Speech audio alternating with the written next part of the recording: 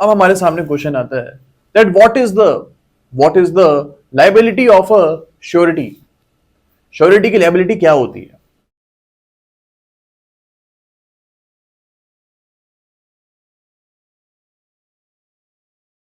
अब इस केस में हमको सेक्शन नंबर 128 की इंटरप्रिटेशन बताई गई थी।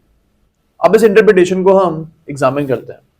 For example, there is a principal debtor जिसका नाम ए है और हमारे सामने एक प्रिंसिपल क्रेडिटर है जिसका नाम बी है। यानी ए ने उधार लिए और बी ने उधार को दिए एंड सी हम मान लेते हैं कि गारंटर है। यानी कि जो पर्सन यहां पे गारंटी दे रहा है कि ए जो है बी के पैसे वापस कर देगा। ओके, तो तीन पार्टीज यहां पे आ चुकी है। अब इन दिस केस हम बोल सकते हैं कि सी इज अ श्योरिटी। सी यहां पे एक श्योरिटी है जो कि ए की गारंटी ले रहा है। अब आगे जाके फॉर एग्जांपल ए जो है ये बी के पैसे वापस नहीं कर रहा है।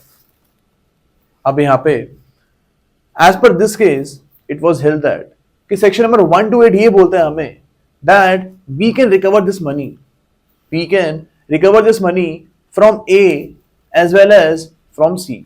यहां पे दोनों में से किसी से भी ये पैसे वापस ले सकता है।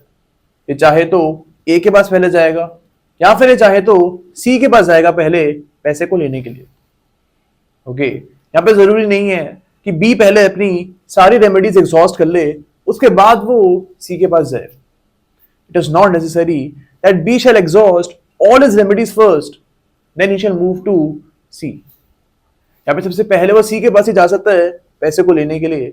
और अगर फॉर एग्जाम्पल C को यहाँ पे पैसे भरने पड़े on behalf of A, then आगे जाके A जो है he will have to actually refund this amount to C.